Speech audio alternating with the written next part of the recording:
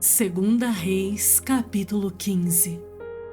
No 27º ano de Jeroboão, rei de Israel, começou a reinar Azarias, filho de Amazias, rei de Judá. Tinha 16 anos quando começou a reinar, e 52 anos reinou em Jerusalém. Era o nome de sua mãe Jecolias, de Jerusalém. Ele fez o que era reto perante o Senhor, segundo tudo o que fizera Amazias, seu pai. Tão somente os altos não se tiraram. O povo ainda sacrificava e queimava incenso nos altos. O Senhor feriu ao rei, e este ficou leproso até ao dia da sua morte, e habitava numa casa separada. Jotão, filho do rei, tinha o cargo da casa e governava o povo da terra. Ora, os mais atos de Azarias e tudo o que fez, porventura, não estão escritos no livro da história dos reis de Judá? Descansou Azarias com seus pais, e os sepultaram junto a seus pais na cidade de Davi. E Jotão, seu filho, reinou em seu lugar. No 38º ano de Azarias, rei de Judá, reinou Zacarias, filho de Jeroboão, sobre Israel em Samaria 6 meses. Fez o que era mal perante o Senhor, como tinham feito seus pais. Não se apartou dos pecados de Jeroboão, filho de Nebate, que fez pecar a Israel. Salum, filho de Jabes, conspirou contra ele, feriu-o diante do povo, matou-o e reinou em seu lugar. Quanto aos mais atos de Zacarias, eis que estão escritos no livro da história dos reis de Israel. Esta foi a palavra que o Senhor falou a Jeú: teus filhos, até a 4ª geração, se assentarão no trono de Israel. E assim sucedeu. Salum, filho de Jabes, começou a reinar no 39º ano de Uzias, rei de Judá, e reinou durante 1 mês em Samaria. Subindo de Tirza, Menahem, filho de Gade, veio a Samaria, feriu ali a Salum, filho de Jabes, matou-o e reinou em seu lugar. Quanto aos mais atos de Salum e a conspiração que fez, eis que estão escritos no livro da história dos reis de Israel. Então, Menahem feriu a Tífisa e todos os que nela havia, como também seus limites desde Tirza, porque não lhe abriram, a desvastou e todas as mulheres grávidas fez rasgar pelo ventre. Desde o 39º ano de Azarias, rei de Judá, Menahem, filho de Gade, começou a reinar sobre Israel e reinou 10 anos em Samaria. Fez o que era mal perante o Senhor todos os seus dias. Não se apartou dos pecados de Jeroboão, filho de Nebate, que fez pecar a Israel. Então veio Pul, rei da Assíria, contra a terra. Menahem deu a Pul 1000 talentos de prata, para que este o ajudasse a consolidar o seu reino. Menahem arrecadou este dinheiro de Israel para pagar ao rei da Assíria, de todos os poderosos e ricos, 50 siclos de prata por cabeça. Assim, voltou ao rei da Assíria e não se demorou ali na terra. Quanto aos mais atos de Menahem e a tudo quanto fez, porventura, não estão escritos no livro da história dos reis de Israel? Descansou Menahem com seus pais, e Pecaías, seu filho, reinou em seu lugar. No 50º ano de Azarias, rei de Judá, começou a reinar Pecaías, filho de Menahem, e reinou sobre Israel em Samaria 2 anos. Fez o que era mal perante o Senhor, não se apartou dos pecados de Jeroboão, filho de Nebate, que fez pecar a Israel. Peca, seu capitão, filho de Remalias, conspirou contra ele e o feriu em Samaria, na fortaleza da casa do rei, juntamente com Argobe e com Arié. Com Peca estavam 50 homens dos gileaditas. Peca o matou e reinou em seu lugar. Quanto aos mais atos de Pecaías e a tudo quanto fez, eis que estão escritos no livro da história dos reis de Israel. No 52º ano de Azarias, rei de Judá, começou a reinar Peca, filho de Remalias, e reinou sobre Israel em Samaria 20 anos. Fez o que era mal perante o Senhor, não se apartou dos pecados de Jeroboão, filho de Nebate, que fez pecar a Israel. Nos dias de Peca, rei de Israel, veio Tiglat-Pileser, rei da Síria, e tomou a Ijon, a Abel-Bet-Maaca, a Janoa, a Quedes, a Azor, a Gileade e a Galileia, a toda a terra de Naphtali, e levou os seus habitantes para a Assíria. Oséias, filho de Elá, conspirou contra Peca, filho de Remalias, e o feriu, e o matou, e reinou em seu lugar, no 20º ano de Jotão, filho de Uzias. Quanto aos mais atos de Peca e a tudo quanto fez, eis que estão escritos no livro da história dos reis de Israel. No ano 2º de Peca, filho de Remalias, rei de Israel, começou a reinar Jotão, filho de Uzias, rei de Judá. Tinha 25 anos de idade quando começou a reinar e reinou 16 anos em Jerusalém. Era o nome de sua mãe Jerusa, filha de Zadok. Fez o que era reto perante o Senhor, e em tudo procedeu segundo fizera Uzias, seu pai. Não somente os altos não se tiraram, o povo ainda sacrificava e queimava incenso nos altos. Ele edificou a porta de cima da casa do Senhor. Quanto aos mais atos de Jotão e a tudo quanto fez, porventura, não estão escritos no livro da história dos reis de Judá? Naqueles dias, começou o Senhor a enviar contra Judá a Rezim, rei da Síria, e a Peca, filho de Remalias. Descansou Jotão com seus pais e foi sepultado junto a seus pais, na cidade de Davi, seu pai. Em seu lugar reinou Acás, seu filho.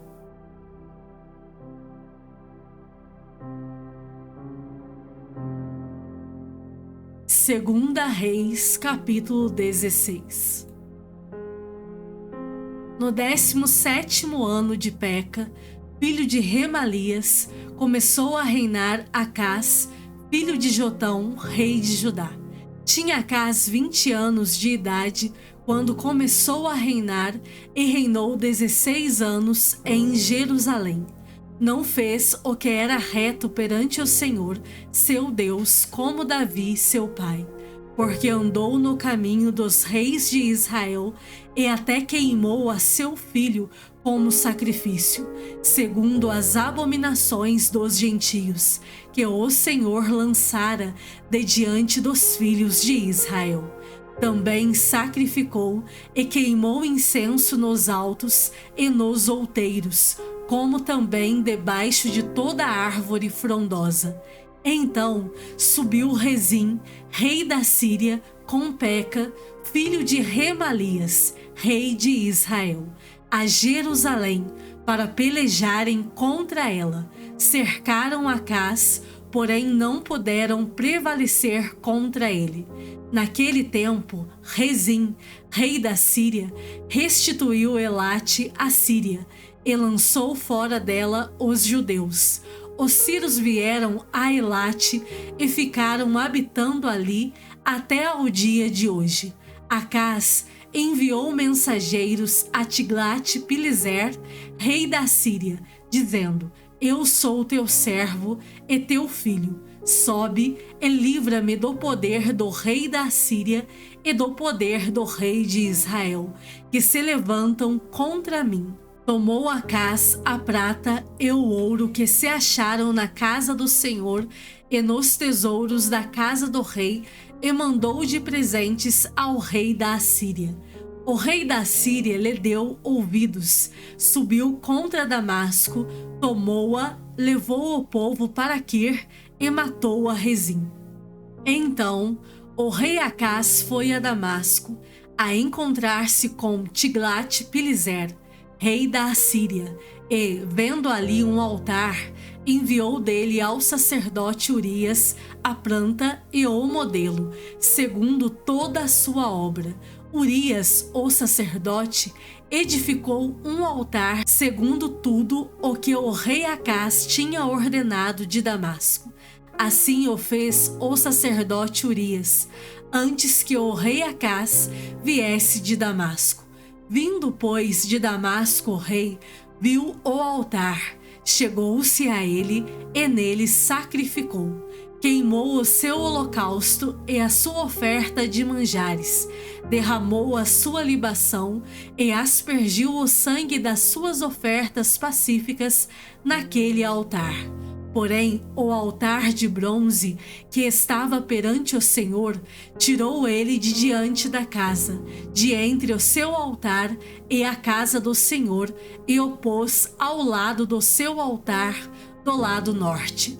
Ordenou também o rei Acás ao sacerdote Urias, dizendo: Queima no grande altar o holocausto da manhã, como também a oferta de manjares da tarde e o holocausto do rei, e a sua oferta de manjares, e o holocausto de todo o povo da terra, e a sua oferta de manjares, e as suas libações, todo o sangue dos holocaustos e todo o sangue dos sacrifícios aspergirás nele.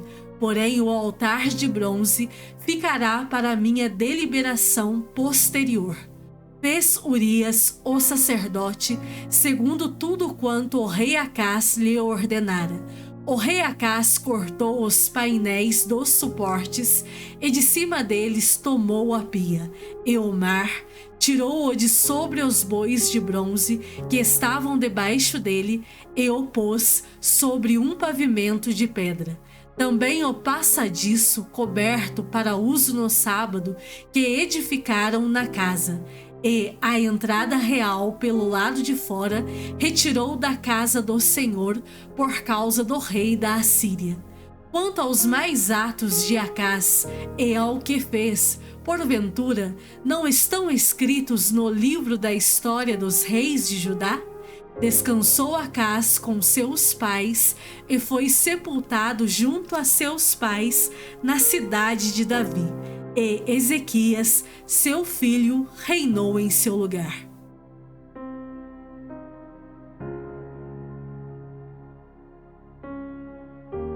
Provérbios, capítulo 18. O solitário busca o seu próprio interesse e insurge-se contra a verdadeira sabedoria. O insensato não tem prazer no entendimento, senão em externar o seu interior. Vindo a perversidade, vem também o desprezo, e, com a ignomia, a vergonha. Águas profundas são as palavras da boca do homem, e a fonte da sabedoria, ribeiros transbordantes. Não é bom ser parcial com o perverso, para torcer o direito contra os justos. Os lábios do insensato entram na contenda, e por açoites brada a sua boca. A boca do insensato é a sua própria destruição, e os seus lábios um laço para sua alma. As palavras do maldizente são doces bocados que descem para o mais interior do ventre. Quem é negligente na sua obra já é irmão do desperdiçador. Torre forte é o nome do Senhor, a qual o justo se acolhe e está seguro.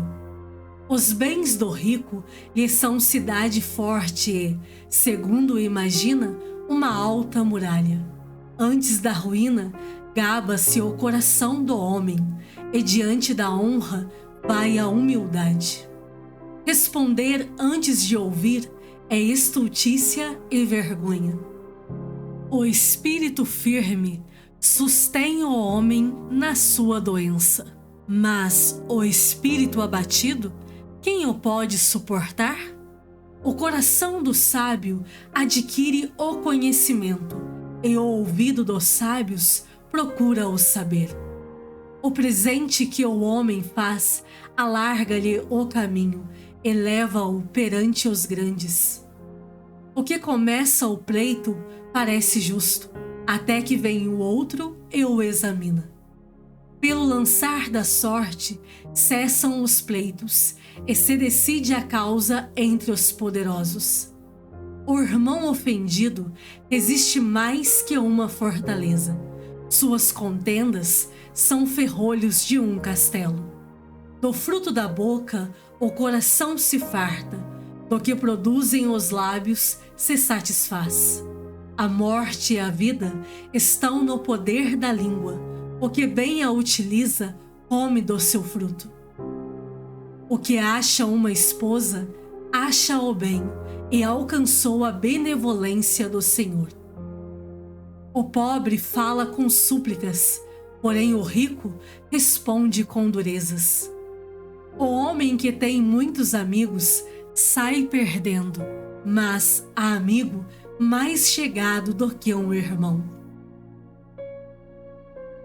1 João, capítulo 1 e 2. O que era desde o princípio, o que temos ouvido, o que temos visto com os nossos próprios olhos, o que contemplamos e as nossas mãos apalparam com respeito ao Verbo da vida. E a vida se manifestou, e nós a temos visto, e dela damos testemunho, e vô-la anunciamos, a vida eterna, a qual estava com o Pai e nos foi manifestada. O que temos visto e ouvido, anunciamos também a vós outros, para que vós, igualmente, mantenhais comunhão conosco.